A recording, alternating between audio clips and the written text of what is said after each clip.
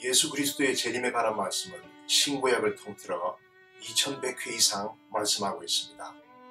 그러기에 너무나도 중요하며 꼭 주님은 오신다는 이 믿음을 우리는 갖고 있는 것입니다. 그래도 신실하다라고 하는 성도분들의 관심사 중에서는 역시 예수님의 재림의 징조에 관하여 관심도가 가장 큰 것이 사실이지요. 그러다 보니 이 관심사를 이용하여 때를 놓칠세라 이단들의 미혹이 아주 판을 치는 시대에 살고 있습니다. 그래서 자연히 정상적인 교회들마저 성도들이 미혹에 빠지지 않도록 하기 위해 교육을 하면서도 자신들이 속해 있는 교단의 입장을 100% 반영한 교육을 하거나 아니면 자신의 신학적 배경과 신앙관에 의하여 교육을 함으로써 서로가 부분적으로 다른 해석을 내놓다 보니 그것에 교육받은 성도들이 서로 각기 다른 교회를 섬기다가 제3의 장소에서 만나 재림 전 일어날 징조들에 대해서 서로 대화를 나누다 보면 서로 제각기 또 다른 주장을 펴므로 아주 혼돈에 혼돈을 조장하는 상황까지 이르게 되었습니다. 몇몇 목사님들은 이렇게도 가르친다고 합니다.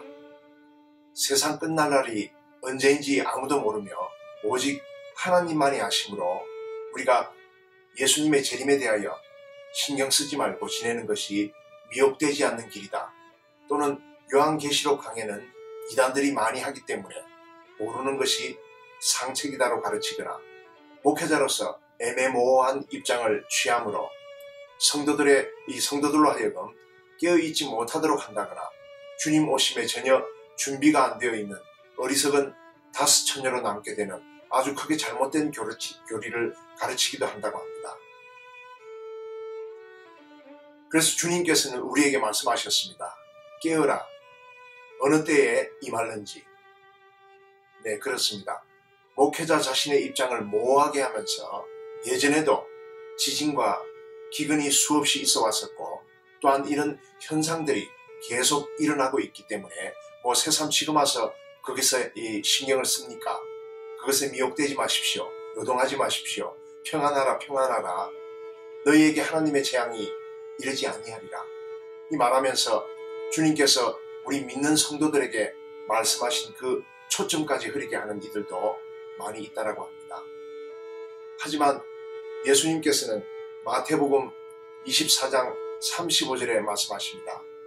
천지는 없어지겠으나 내 말은 없어지지 아니하리라고 하셨습니다. 성경의 진리만을 가르치고 또한 믿어야 하는 것입니다. 어줍지 않은 성경 해석은 아니하는만 못할 수도 있습니다. 세상 끝에 일어날 징조들에 대하여 대표적으로 구약에서는 다니엘서 7장에서 12장까지의 기록이 있습니다. 또 신약에서는 요한계시록인데 공관복음과 바울서신 몇 부분도 그 징조들을 말씀하셨습니다. 그 중에서도 마태복음 24장의 내용을 한번 보도록 하겠습니다. 마태복음 24장 3절에서는 이 감람산에 앉아 계신 예수님께 그 제자들은 여쭈어 봅니다. 예수님, 어느 때에 이런 일이 있겠습니까?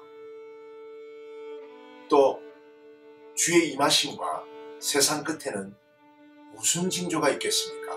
이렇게 여쭈었는데 주님은 처음에 적그리스도의 출현을 알리시면서 마태복음 24장 5절, 누가복음 21장 8절에 적그리스도의 출현을 언급하십니다.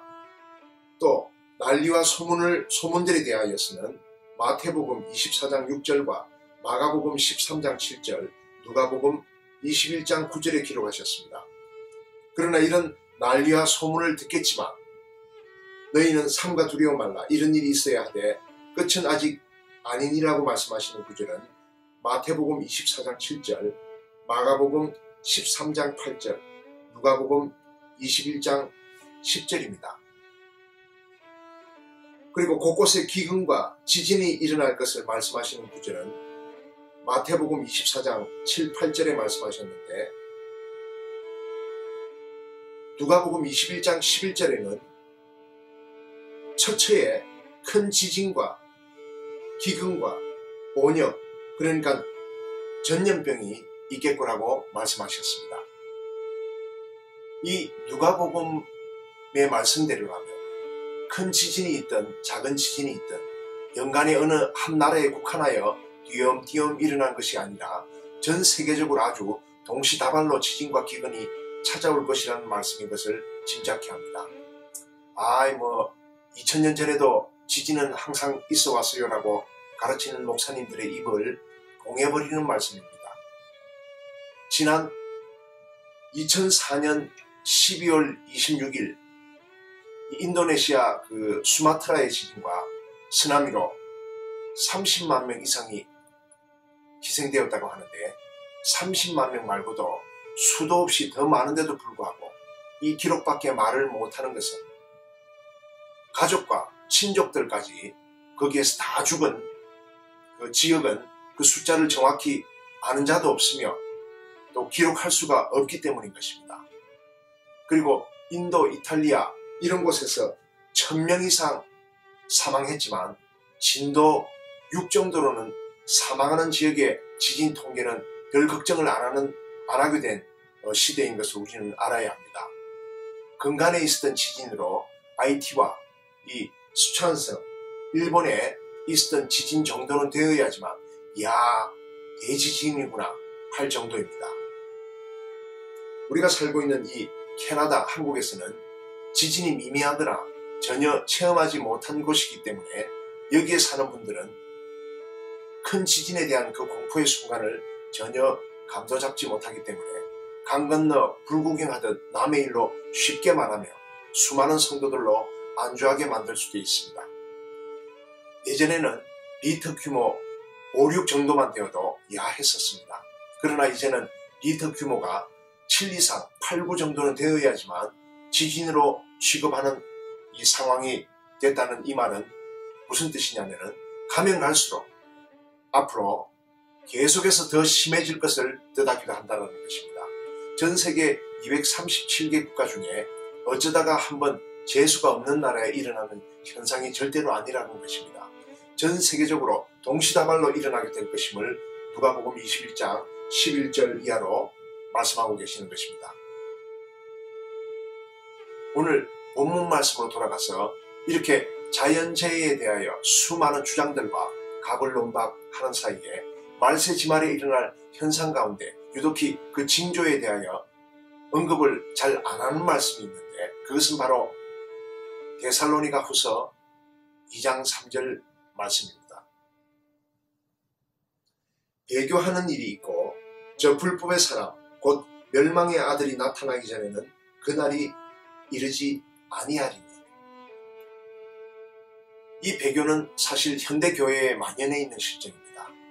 사랑하는 성도 여러분, 여러분들은 이 배교자에 대해 얼마만큼 알고들 계십니까? 배교하는 일이 있고 불법의 사람 곧 멸망의 아들이 나타난다라고 말씀하시는데 이 배교가 얼마나 현대교회에 판을 치고 있는지 여러분들은 알고나 계십니까? 엄청납니다라는 말씀밖에 드릴 것이 없습니다. 그러니까 사실은 벌써 적그리스도는 교회 내에서 활동을 하고 있다는 뜻도 됩니다. 이 배교자에 대하여 잘 아시는 분들도 계시겠지만 모르시는 분들을 위해서 설명을 조금 드리도록 하겠습니다. 배교자란 확고부동했던 기존의 입장에서 완전히 돌아서는 것을 뜻합니다. 기존의 믿음에서 타락하여 다른 종교나 이 이념을 따르기 위하여 스스로 또는 강제적으로 자신이 믿고 있는 종교를 배반하는 사람을 배교자라고 지칭합니다. 이 구약시대 때의 배교자는 야훼 하나님의 성전에서 우상을 섬기는 자들을 배교자로 간주했고 신약시대 때에는 우상 숭배하다가 예수 그리스도로 개종했던 사람들이 다시 그 옛날로 돌아가 버리는 사람들을 배교자로 간주하였습니다. 그 옛날 로마 제국에 우리 기독교가 뿌리내리고 난 후 약 한 3, 4세기까지는 로마 황제들에 의해서 기독교인들이 엄청난 박해를 받았습니다. 그러다 보니 많은 순교자들이 나오게 되었는데 반면에 수많은 배교자들도 나타났던 것을 우리가 기독교 역사를 통하여 알 수 있습니다. 놀라운 사실은요, 요한 1서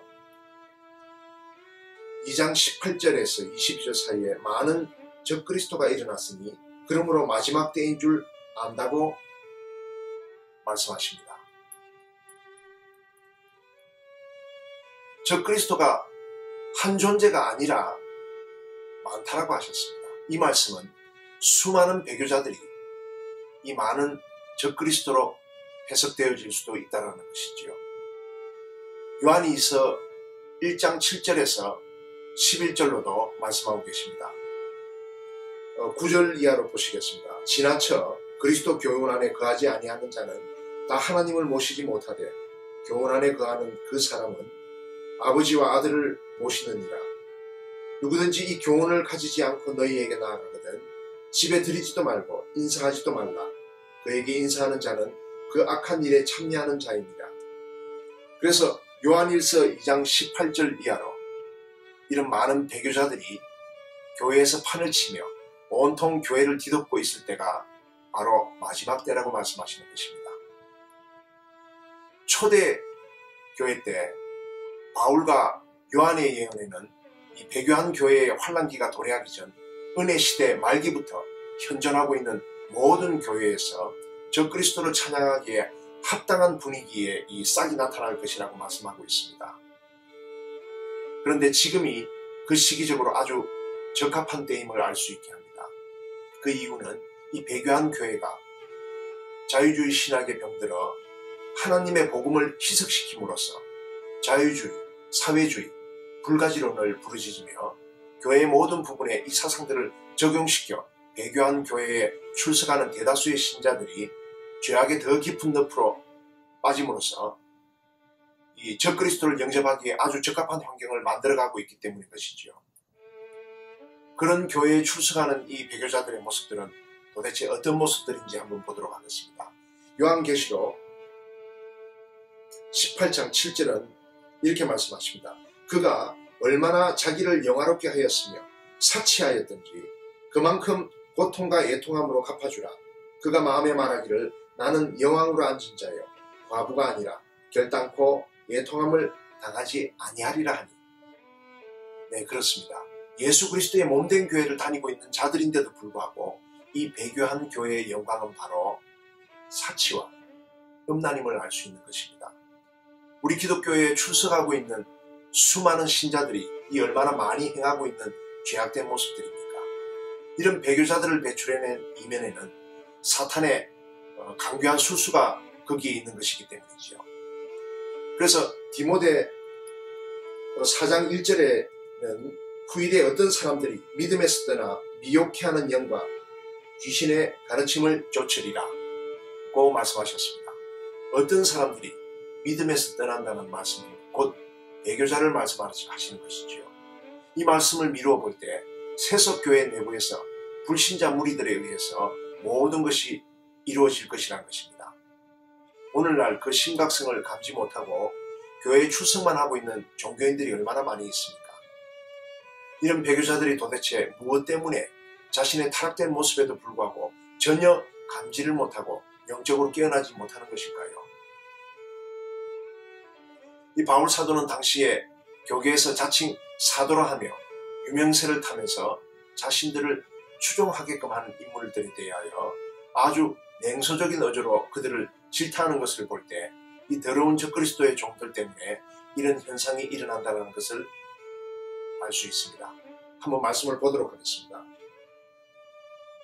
갈라디아서 2장 6절입니다. 유력하다는 이들 중에 본래 어떤 이들이든지 내게 상관이 없으며 하나님은 사람을 외모로 취하지 아니하시나니 저 유력한 이들은 내게 의무를 더하여 준 것이 없고. 네, 그렇습니다. 아무리 유명한 사람이라 할지라도 그들과 같이 며칠만이라도 이렇게 생활을 해보면 그들에 대한 존경심은 한순간에 완전히 무너지게 될 것입니다. 하나님께 콜링받은 자들이 어느 순간부터 유명세를 타면서 대내적으로 이렇게 왕성한 활동을 보이게 됩니다. 많은 사람들에게 복음을 전해야 한다는 명목 아래 자신이 유명해지는 것을 내심 기뻐하면서 그것을 애써 부인하는 것처럼 하고 더 유명해지기 위해 보다 좀 더 영성이 있는 것처럼 보이기 위해 성경을 정통적으로 해석하는 것처럼 유식하는 것처럼 지성이 있는 것처럼 보이기 위해 수없이 자신을 포장합니다. 신학 석사로는 명함도 못 내민다는 이 시대에 그래서 너도나도 박사학위를 받으려고 혈안이 되다 보니 논문도 위조하고 아주 유명한 대학은 말할 것도 없고 하물며 시장통에 있는 3층짜리 빌딩 지하에 신학원 간판 4군데서도 이 박사학위를 주다 보니 웬만한 목사님들 다 박사입니다. 이런 허영에 찬 사람들을 위해서 아주 더 위대한 단어를 붙여 학위를 준다고 해도 마다하지 않은 사람들이 줄을 서 있는 실정이죠. 그런 허영에 찬 자들을 위해서 신학 박사 학위증보다는 큰 신학 박사 또는 왕신학 박사라는 그런 학위증을 업그레이드해서 하나 더 만드는 것이 어떨까 하는 생각을 해봅니다.